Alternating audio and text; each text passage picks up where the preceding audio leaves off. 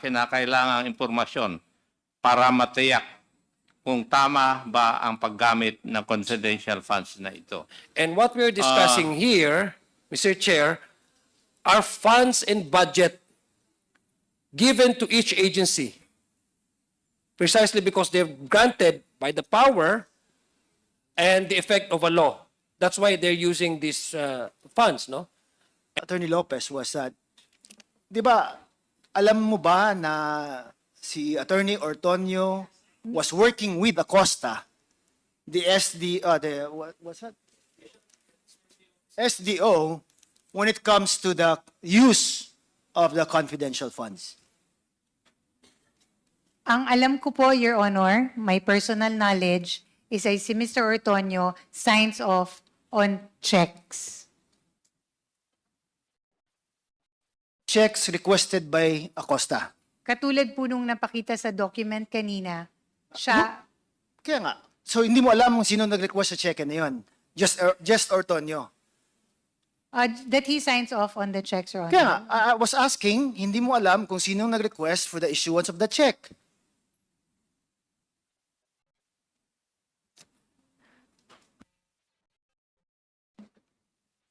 I'm sorry, Is it Your a Honor. difficult question, Attorney Lopez? Your Honor, my personal knowledge. Kaya I was just asking kung alam mo ba kung sino ang nag-request ng check na pinirmahan ni Ortonio. Kung meron po siyang, yung pinakita po kanina, Your Honor, kung yun yung kalakip, the DV, then kung taken together, yun po sila yung magkakasamang documents. The question man is if alam mo. Yun lang. Alam mo ba kung sino ang nagre-request for the issuance of these checks? I'm not asking kung kadikit ba yung cheque at saka DV. I'm just asking. Your Honor,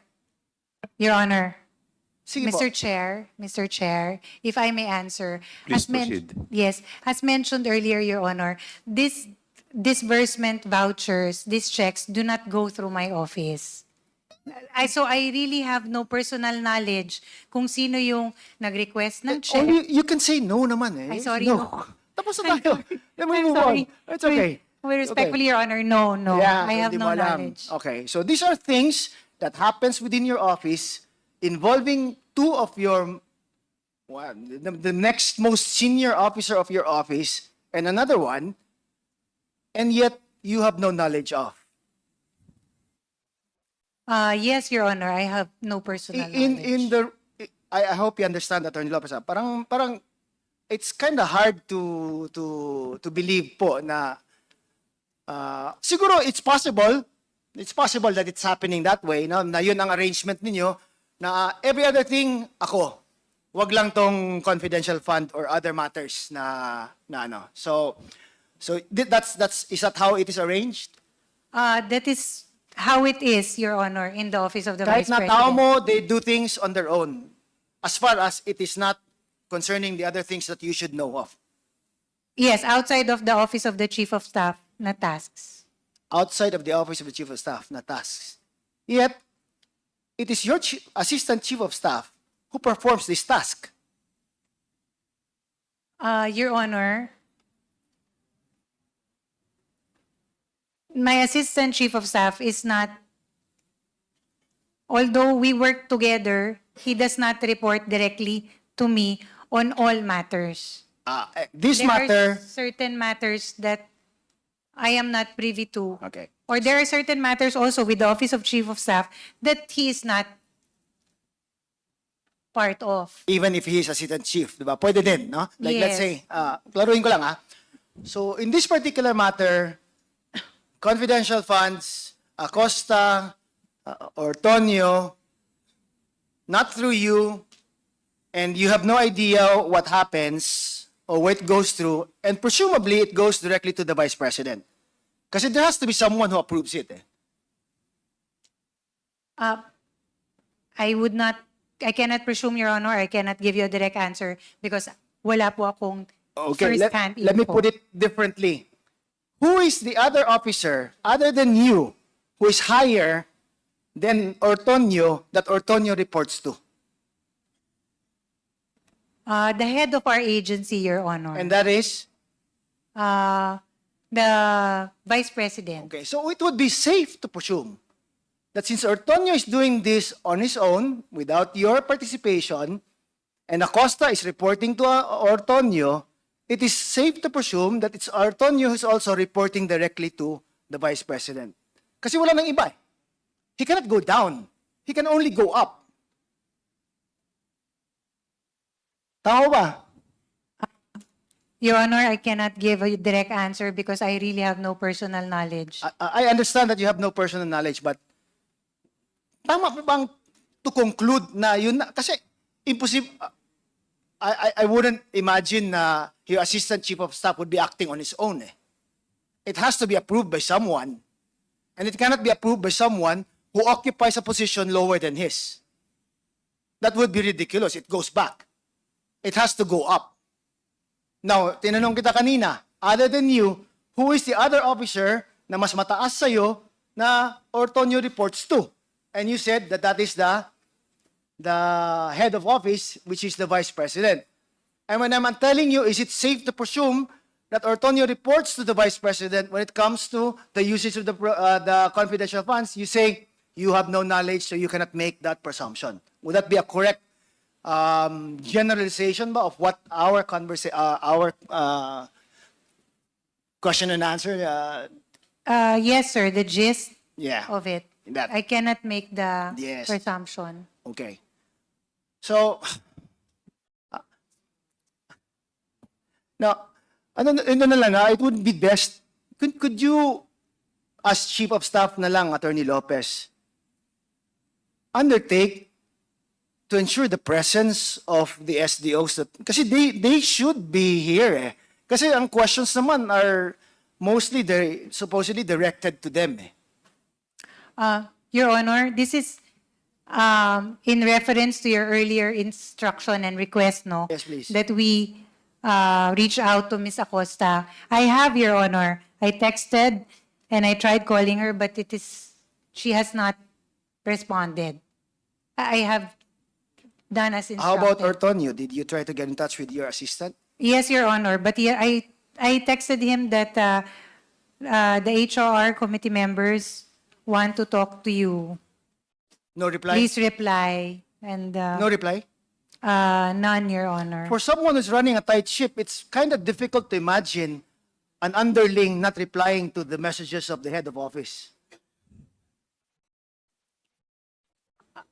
I can't imagine it happening that way. It wouldn't happen under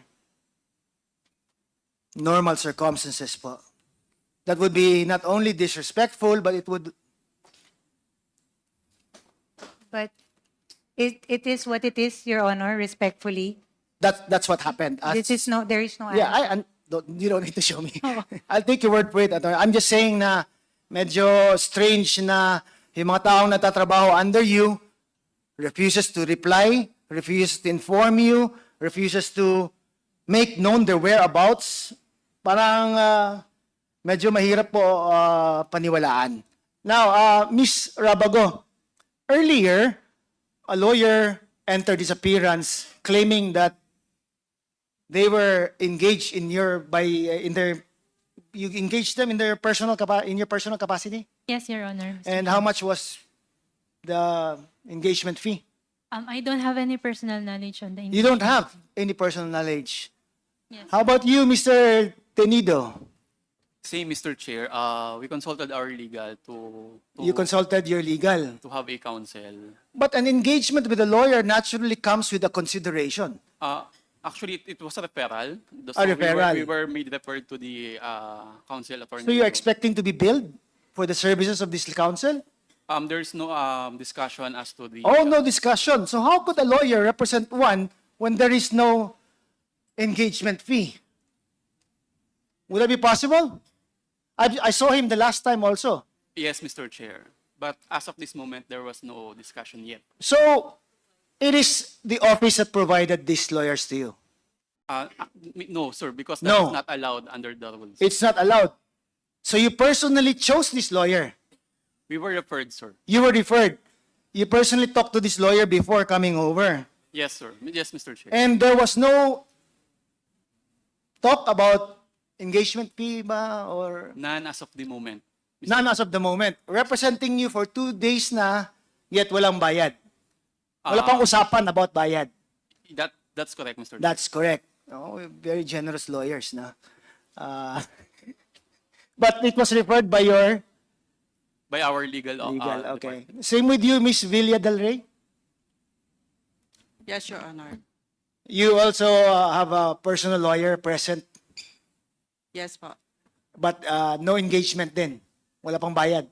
Wala pa pong bayad. Wala pa rin usapan With as to how much. Per hour, per day, or None yet. kahit man lang acceptance fee to represent you. Wala pa po. Wala pa. And you expect it to happen anytime soon? I think so, sir. You will be billed. Yes, sir. Okay. Will you be willing to inform this committee as to when you will be billed? Kasi parang it's impossible to think na lawyers would represent anyone for free. Di ba? It has to be for a certain fee. Right? And if you are saying na kayo ang nag-engage, kasi bawal nga ang office na mag-engage ng personal lawyers for you guys, yet none of you have talked to them about fees. Correct? Would you also confirm that, Attorney Sanchez? Yes, Mr. Chair. Wala pang usapan sa fees. In the engagement letter, there's no mention of the fees. There's no mention. Yes. So you just signed that I'm engaging you as my lawyer without knowing how much you will be billing me. Since there's no amount, Mr. Chair, that was mentioned in the engagement letter, I assume, Mr. Chair, that there will be no fees. You assume that Chair. there will be no fees, so it will be free legal representation. Because the lawyer did not discuss the fees. Because it was not discussed in the engagement letter. Same with you, Ms. Villa Del Rey? Yes, Your Honor. Are you also assuming that it will be free? I suppose? I hope so, sir. You hope so. How about you, Mr. Tenido? Same, sir. I hope so, sir. You're hoping that it's going to be Pro free. bono. Again, with you, Ms. Rabago. Yes, Mr. Chair, same. Paano kung hindi free yan? Eh, hindi mo naman of choice yung lawyer. Bine-refer lang sa'yo. Paano yan? Eh, paano kung the billing is too much? Eh, gusto mong lesser sana. Paano yan? I mean, wouldn't that thing come to mind when engaging a lawyer? Not just pure, siguro hoping na it's gonna be free. Tama ba? That's most people, most ordinary people would, the first thing that would come to mind is magkano kaya ang ibibil nito, or magkano kaya ang acceptance fee, or what is the hourly rate for representing us. Ilang oras na tayo dito ngayon? Di ba? So it's not the office that's paying for it. It's not someone we all know. Thank you. Thank you. Thank you, Mr. Chair. Thank you. Sa itsura po ng mga lawyer nila, mukhang mahal eh. Yes, the chair would like to recognize the next interpellator, the Honorable Jill Bongalon. Thank you, Mr. Chair. Mr. Chair, I would like to direct my questions to to Attorney Camora of the Commission on Audit. And I would like to request also the Secretariat to flash on the screen the copy or copies of the acknowledgement receipt to start with my questions.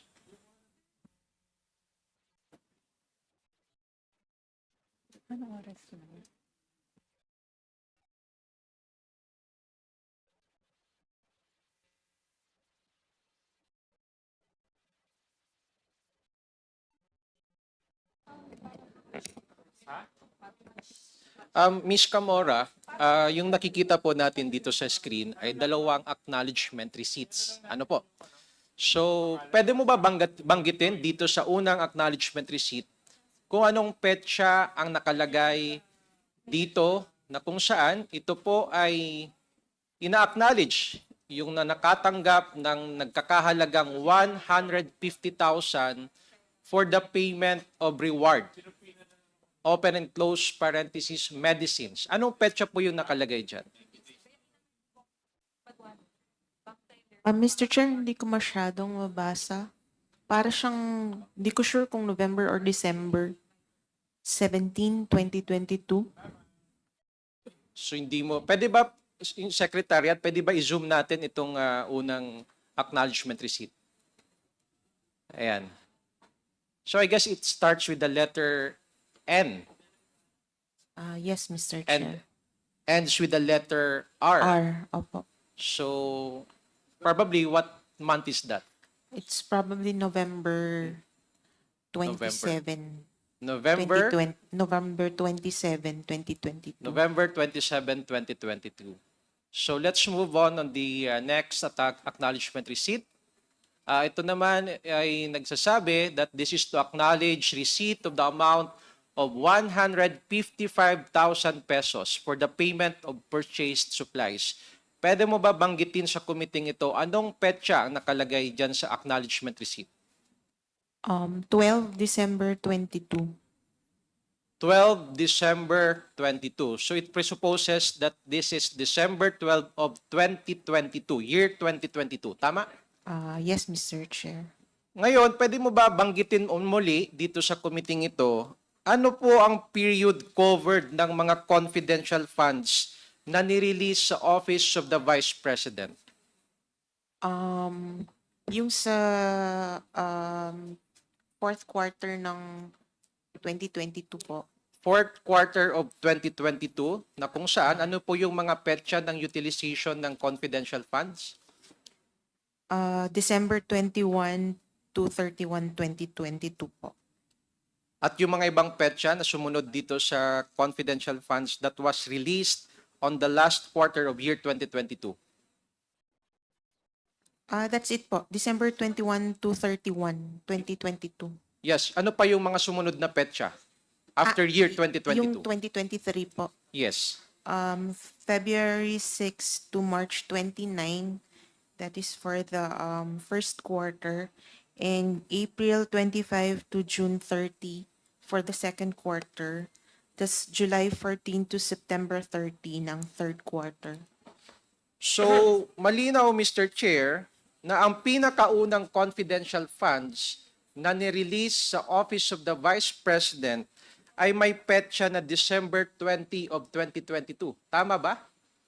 Yes, Mr. Chair. And ibig sabihin, walang confidential funds ang Office of the Vice President sa petsa na Nobyembre 27 taong 2022. Tama po ba yun? Wala pa po, Mr. Chair. Wala pa. Pati na rin doon sa petsa na December 12 of 2022. Tama ba? Yes, Mr. Chair. So ibig sabihin nito, Attorney Camora, imposible na ang nakasulat diyan sa dalawang acknowledgement receipt na may binigay raw ang Office of the Vice President galing sa confidential funds noong November 27 at December 12 of 2022. Hindi ho ba? Kung galing po sa na-cash advance, hindi po yan galing sa cash na advanced nung December 21 po. 21. Okay. So, imposible, no? Na Yes, Mr. Chair. yung cheque dated December 20, 2022 at na yung cash ng December 21 at yung utilization, in fact, December 21 to December 31. So, imposible na meron tayong acknowledgement receipt na ang petsa ay November 27 at December 12 of 2022. Yes, Mr. Chair. So, kung nandito ka po ba nung last November 5, 2024 hearing? Opo yata, Mr. Chair. Yes, and in fact, Before you were... this. Yes, before this. Before last hearing po with the people pa from the OVP. All right. So, noong nakaraang November 5, 2024 hearing, na-establish na yung mga acknowledgement receipts na dated 2023 pero sinubmit para sa December 2022. Natatandaan mo ba yon? Yes, Mr. Chair. And kung alam po ninyo, ilan ang mga acknowledgement receipts na dated 2023 na sinubmit para sa confidential funds for the last quarter of 2022? Hindi ko na maalala, Mr. Chair, kasi kayo po yata yung nagbigay ng data. Actually, it was not me. Actually, if I'm not mistaken, I mean, it was the committee the po. Honorable Rog Gutierrez. Opo, opo. So, around 150 plus acknowledgement receipts. Hindi ho ba? Kung matatandaan ho ninyo. 153? 150 plus. Opo, parang Acknowledgement receipts. 153 for 158. 58, to be exact.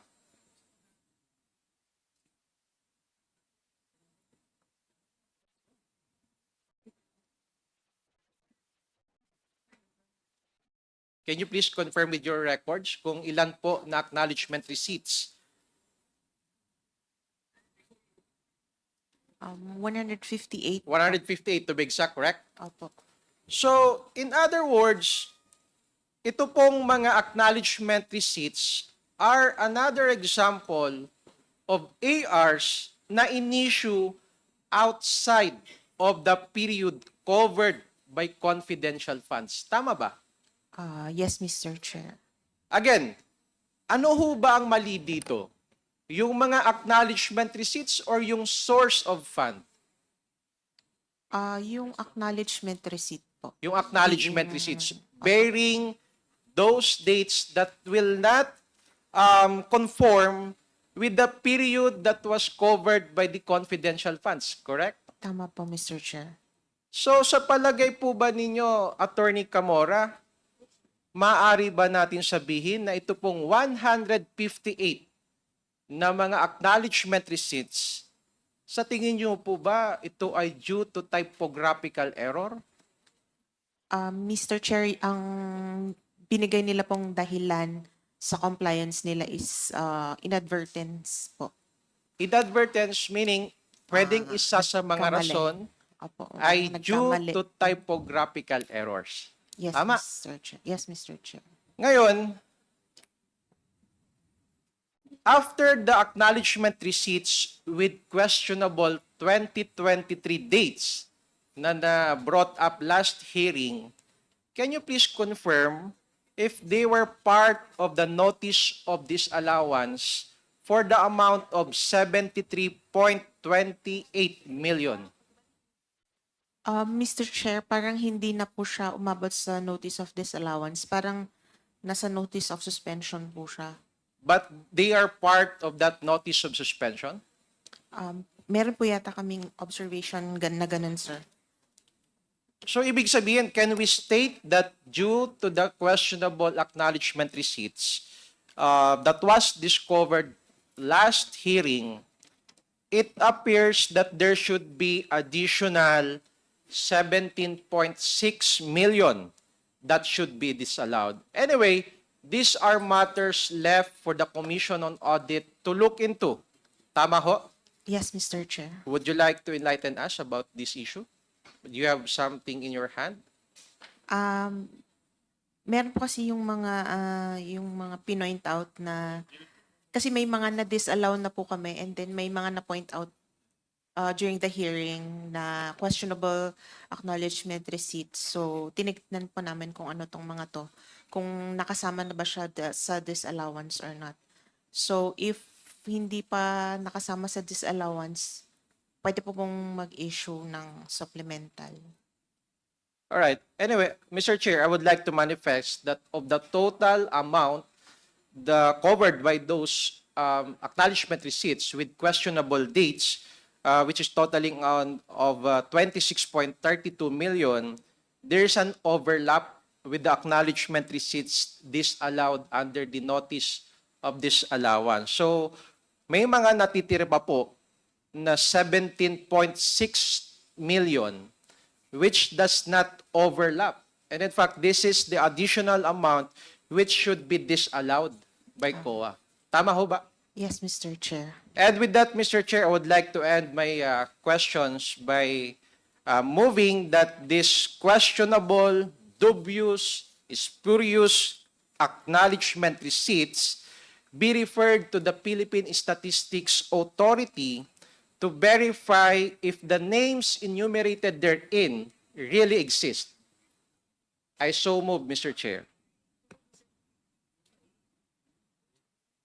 Just to repeat my motion, Mr. Chair, I would like to move that this dubious, spurious, and highly irregular acknowledgement receipts be referred to the Philippine Statistics Authority or the PSA to verify the names enumerated therein if these persons really exist. I so move, Mr. Chair.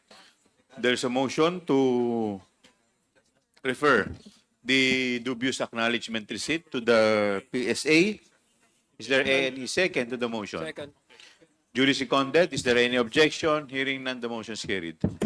Secondly, Mr. Chair, I would like to move also that the acknowledgement receipts be referred to the National Bureau of Investigation and the Philippine National Police for them to assist us in conducting a handwriting or signature examinations to verify whether the recipients of these confidential funds are real or not, with Miss Mary Grace Piatos as the first priority. I so move, Mr. Chair.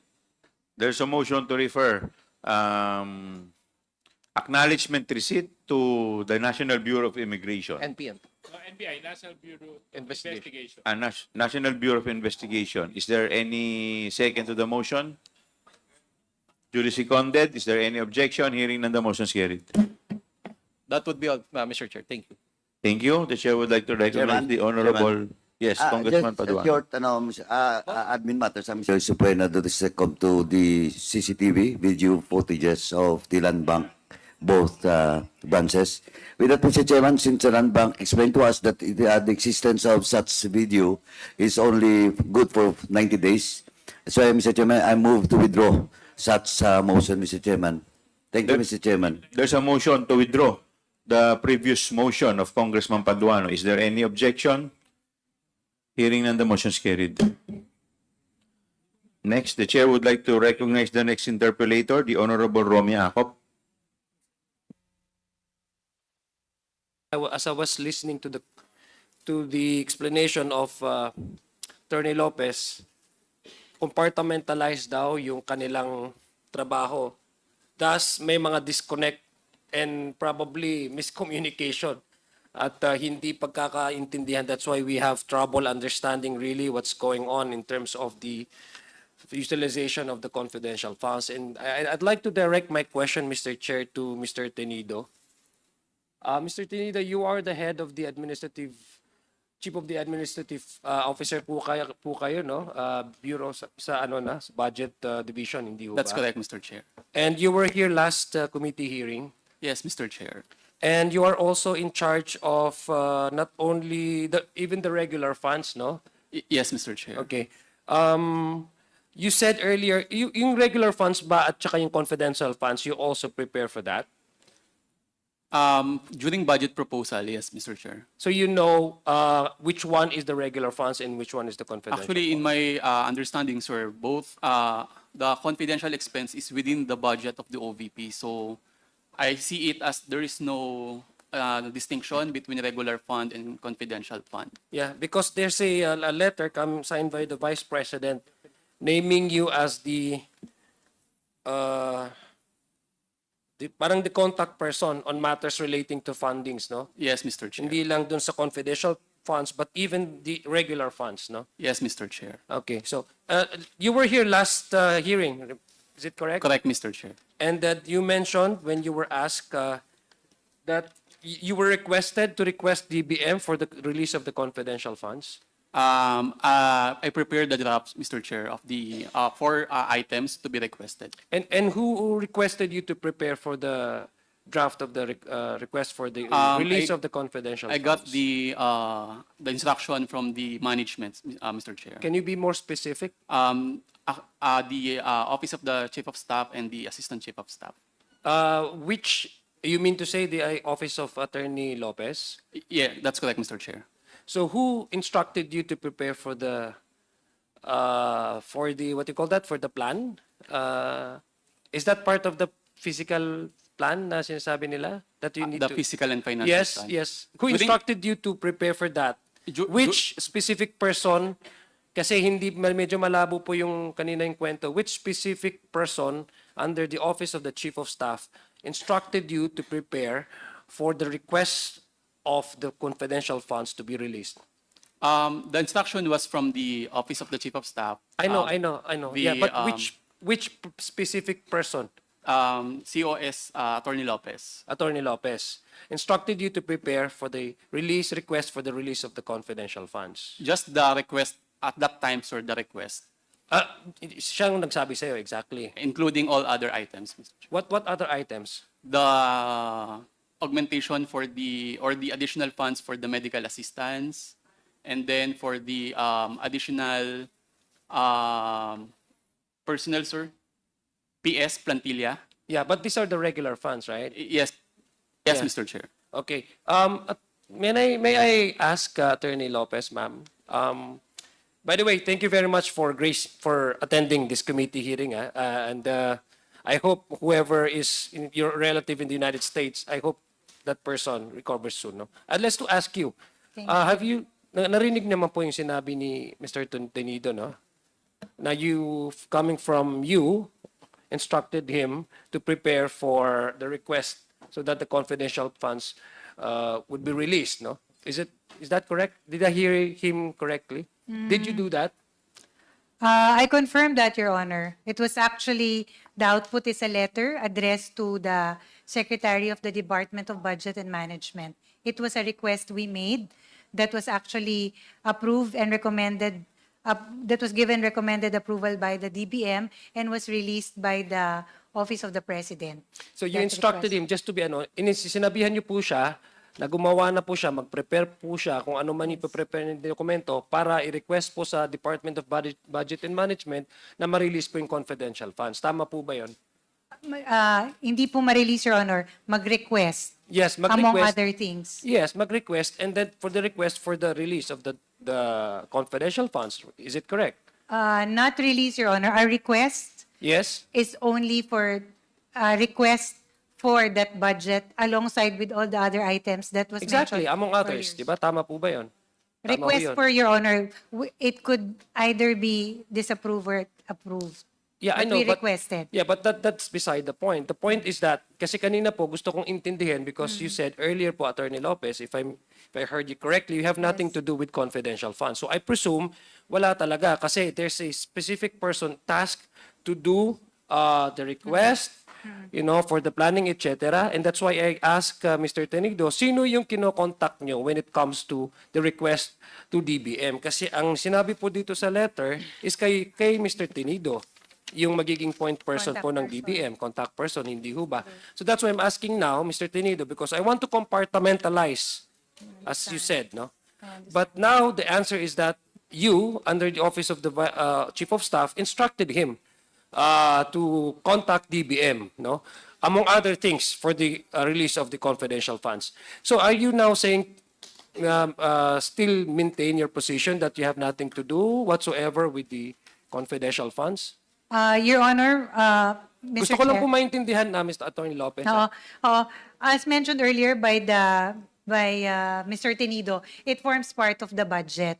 So it is, and because it is part of the budget of the Office of the Vice President, and as the USEC and Chief of Staff, I signed off and made that instruction, Your Honor.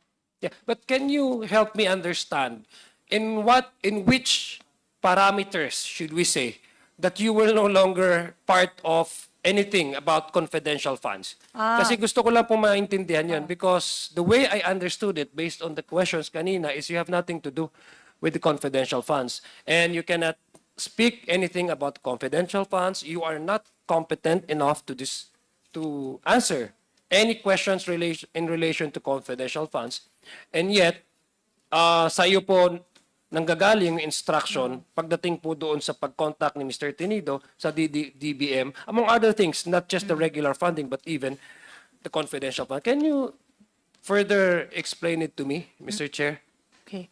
Your Honor, Mr. Chair, as mentioned earlier, compartmentalized. I am not privy to the disbursement, utilization, and the liquidation of the confidential funds. But as it is, as it forms part of the budget, and it was a legitimate budget request, I was part of that request, Your Honor. Mr. Tinido, gusto ko lang matanong, who do you coordinate, for example, in terms of the utilization of the regular funds, for example?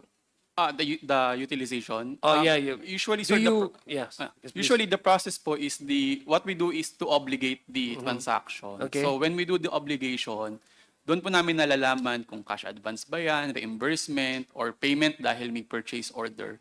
So that is the time that when we capture na po yung transaction and then we will record it na po as So part of the which transaction.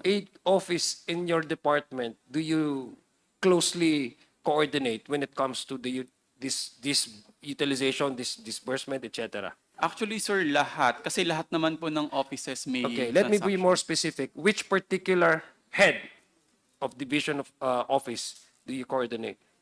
Regular funds lang to, ha? Yes po. For example, sir, for the medical assistance, I closely coordinate with the head of the public assistance division. That is for the medical and burial assistance. And then for the like pagbabago bags, that is under the care of the special projects division. And then for the relief items or relief goods, I coordinate or I inquire always with the Disaster Operations Center. Does the office of the chief of staff do have a say on this? During the process of procurement, there's none, sir. Okay. Now, what about the confidential funds? Which specific person or head of your agency do you report to? As or to coordinate? confidential funds, sir, I received the obligation from the Office of the Vice President because Office of the Vice of the VP proper because she signs the documents, sir, as the head of the agency. So there's no middleman, for example, or there's no person tasked to coordinate with you. It's directly to the office, the vice president herself. There are sir, there are admin clerks that are responsible for the routing or transmittal of documents. I know, but I think you know what where I'm driving at, no? Sino yung in charge? Kasi I want to understand kung sino ba talaga yung in charge doon. Kasi according to Attorney Lopez, she has nothing to do with the utilization and everything in relation to yung confidential fund. Wag natin sabihin na walang may alam, not even the... It's from the Office of the VP, sir. Yeah, but which particular person are we talking here? Well, under the Office of the VP, there are the Office of the Chief of Staff and then the Office of Ms. Gina Acosta. Ms. Gina, so sino ba talaga ang specific na person? Do you report or do you coordinate with Ms. Acosta or do you talk with Attorney Lopez? No, I'm talking now not only the request, but the actual releases and it the would be reasonable obligation. to say that is from the Office of Ms. Gina Acosta because she is the special disbursing officer. Okay, thank you. Now, I'd like to go back, Mr. Chair, to Attorney Lopez po. Attorney, kanina po na-bring up po yung issue ng sulat ninyo. Apo, kanina po ni Deputy Speaker JJ Suarez. And basically, marami pong rason na na-cite po dito sa sulat na ito, no? Asking COA to comply. And you have stated several reasons why COA should not comply with the subpoena request, subpoena do sistecum by the House, no? By the committee. Among those reasons, Mr. Chair, is that you explicitly said in the letter, among other things, that there is no congressional power to expose for the sake of exposure. I underline that because I want to ask you, Mr. Chair, since you're here, Mr. Chair, and I assume that every word, every sentence, every paragraph, every phrase reflected in this letter, you believed with conviction that COA should not comply with the request or the subpoena powers of the House of Representatives. I'm just curious, Attorney Lopez, since you're already here, and earlier I thank you for your presence, do you still maintain this position, Mr. Chair? Attorney Lopez, do you still maintain the position that COA should not comply with the requests of the House of Representatives and the subpoena order by this committee to acquire certain documents from the Commission on Audit? Yes, Your Honor, Mr. Chair. The position of the Office of the Vice President when we wrote that letter was to request COA to not yet give the said documents because there is an audit investigation ongoing. We feel that, we at the Office of the Vice President feel that it is yet too early to release documents because nothing has been made final. That was really the purpose of that request, Your Honor. So you do, but my question is, do you still stick to your position? All the reasons and the arguments you have stated here, cited, some I guess you have cited the legal basis for COA not to comply. Do you still maintain that? Yes, Your Honor, we stand by it. You s- Actually, Do you stand by it? Still, up to now. So you yes. mean to say, uh, here you mentioned, and I guess this is, I guess, para po sa akin, ito po yung position ninyo.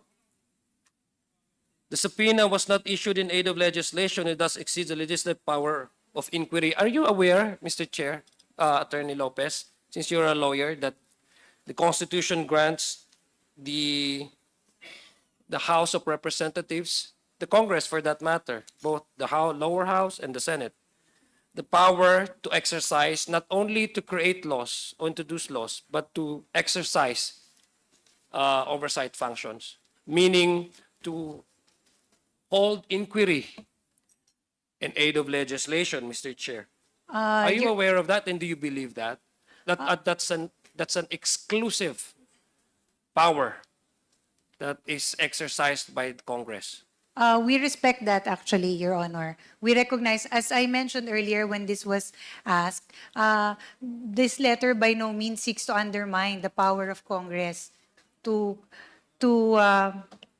investigate or conduct inquiries in aid of legislation. But we feel that at that time, on the end of the Office of the Vice President, because there's still an ongoing audit investigation, we feel that it was not the right time to present or release such documents because nothing is yet final.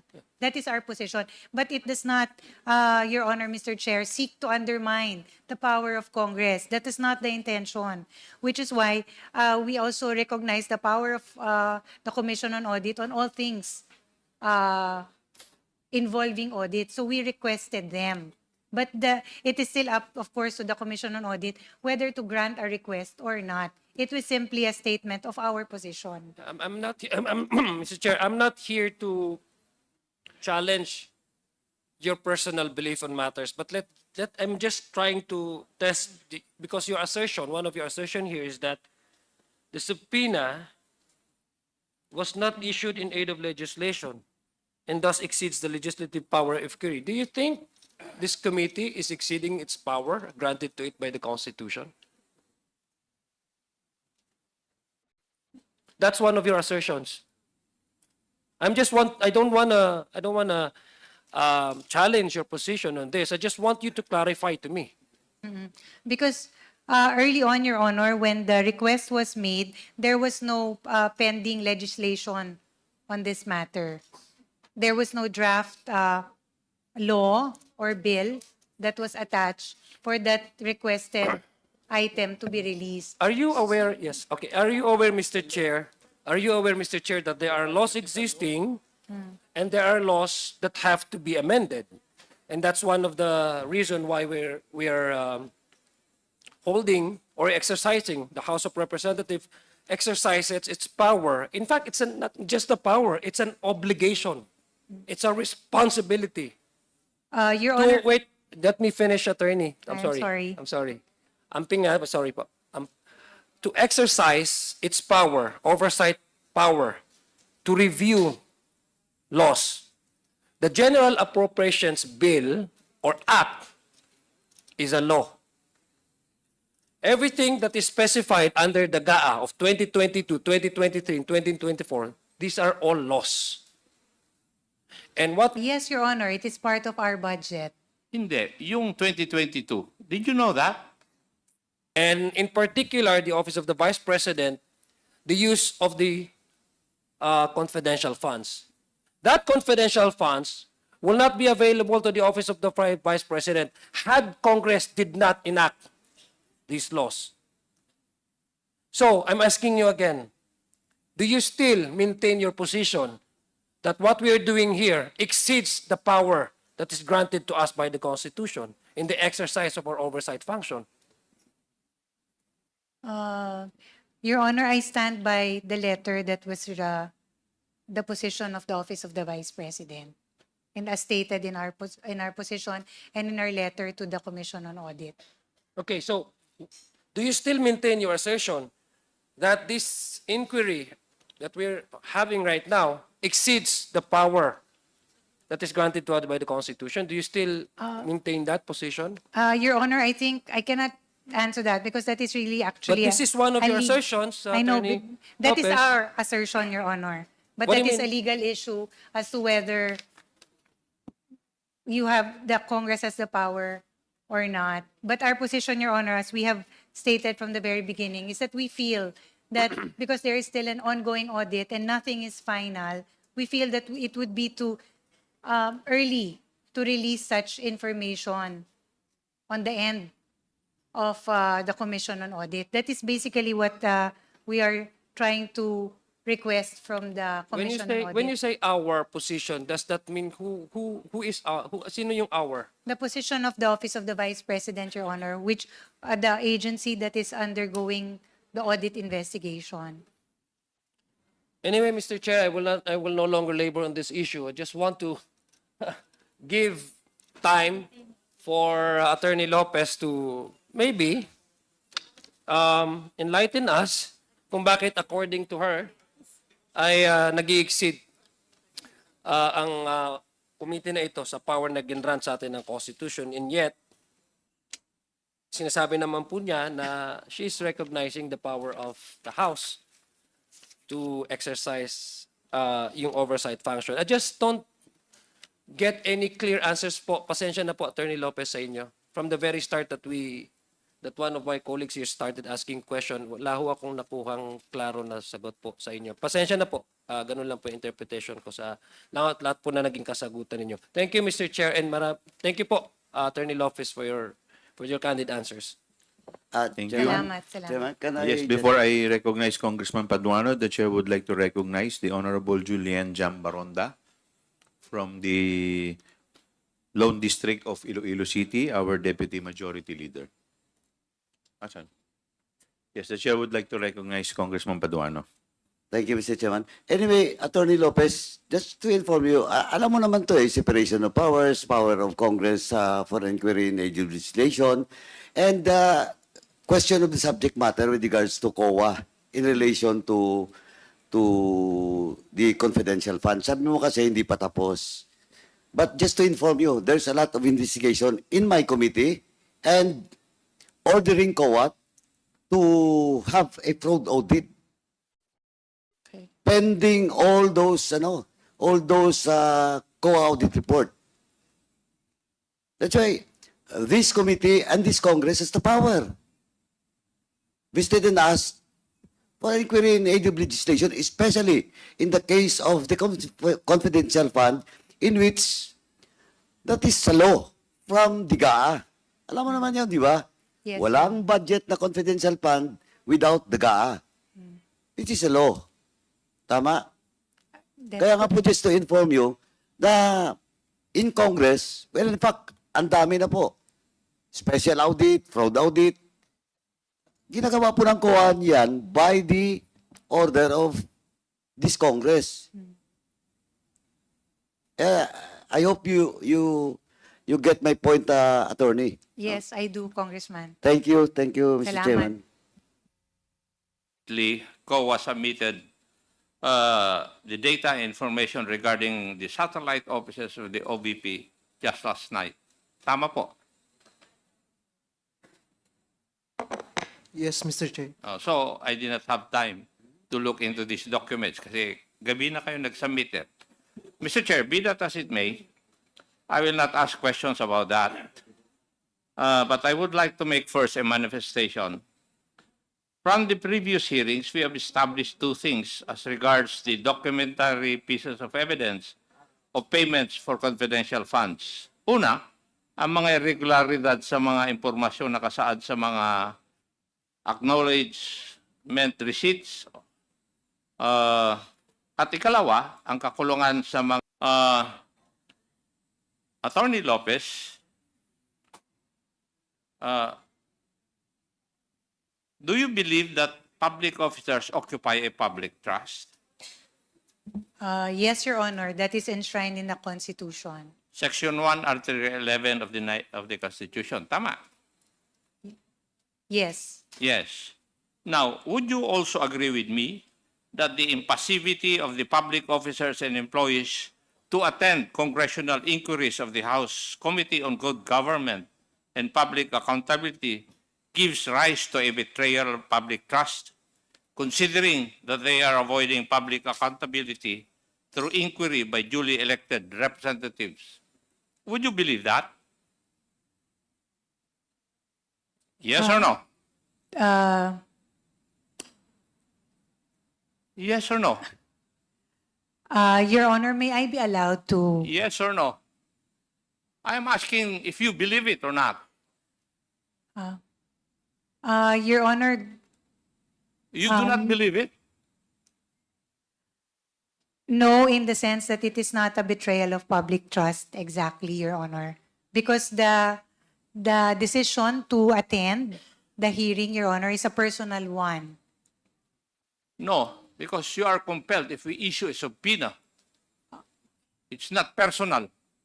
Would you agree with that also? Yes, Your Honor, because if it's a subpoena, it becomes coercive. Yes. But in the end, respectfully, if it is an invitation, there is also a right on the end of the invitee to decline. I agree. But the end of Yes, that is that we can issue a subpoena Yes. that in is order correct. to force you to attend these hearings. Tama. Yes, Your Honor. O in that case, if you are forced to attend hearings and you do not attend, would that not also constitute a betrayal of public trust?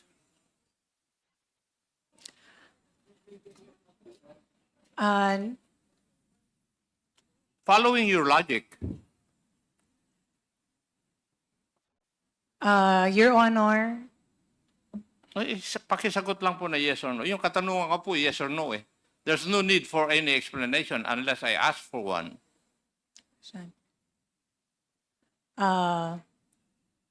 it could be, Your Honor, yes.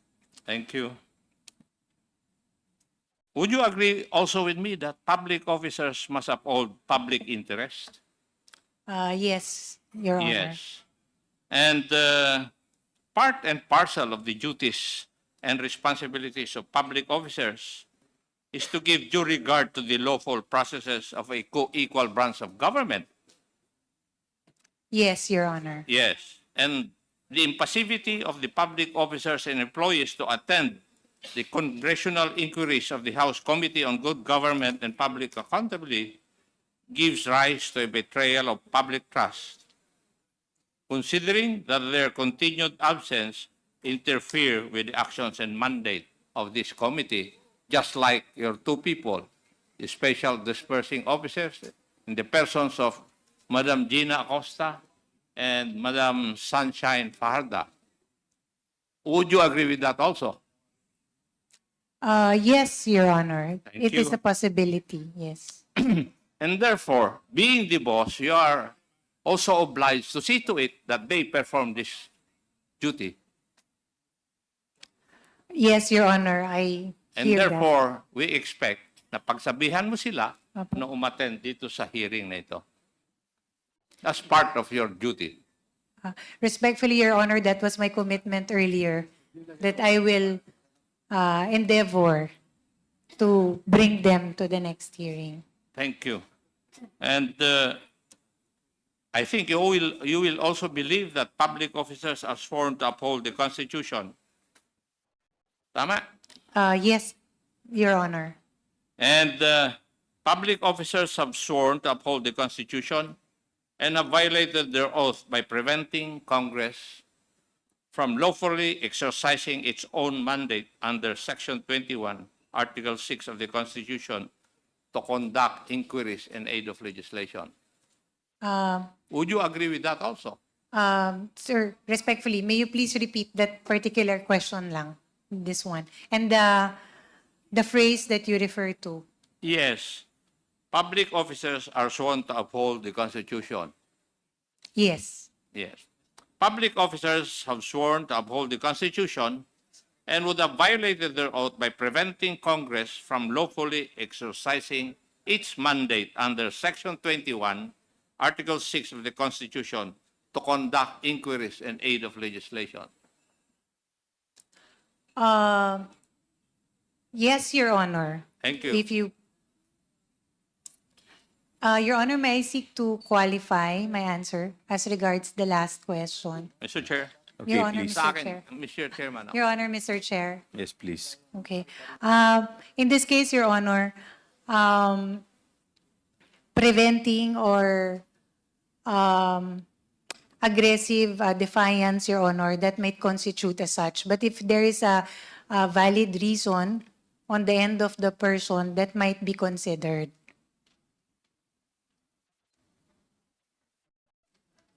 But again, aggressive and continued defiance without justification or reason, Your Honor, that may be taken as such. Congressman Acop. Thank you, ma'am. Thank you, Mr. Chair. But you will also believe that the queries of members of the committee remain and will remain unanswered if the responsible public officers or employees fail to elucidate on the subject issues by their continued absence. And the conspicuous absence of these public officers and employees of the Office of the Vice President causes immediate or threatened injury to the powers of this committee granted under the Constitution. Would you agree with that also? Yes, Your Honor. Yes. Okay. Thank you. And Mr. Chair, dahil po sa ginagawa ng mga tauhan under Attorney Lopez and under the Office of the Vice President, I believe that we can file administrative cases against the non-attending public officers and employees of the OVP before the Office of the Ombudsman. That is my point of view and my stand, Mr. Chair. Kasi they can be charged for misconduct and conduct prejudicial to the best interest of the service as a cause of action. Thank you, Mr. Chair. May I proceed? Please continue. Thank you. Clarificatory questions. Attorney Lopez, you are the Chief of Staff and Undersecretary under the Office of the Vice President. As such, you are the number 2 insofar as the OVP is concerned. Yes, Your Honor. Yes. And all those people under the Office of the Vice President. Vice President, kayo po ang tinitingnan na mataas maliban kay Vice President. Yes, after the Vice President. Yes. Being the Chief of Staff, kami po, ako, galing sa militar, galing sa pulis, yung mga iba, may mga opisina, meron silang mga Chief of Staff. And everybody of us will say na yung Chief of Staff ang nakakaalam lahat ng operations na kanilang opisina. Would you agree with that?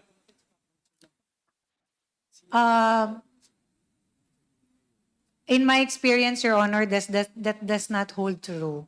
So I cannot agree to that. How long have you statement. been in the government service? More than 10 years, Your Honor. 10 years. Ako, more than 4 decades. I hear. At ang pagkaalam ko, yung Chief of Staff is the most knowledgeable among the staff of a head of office.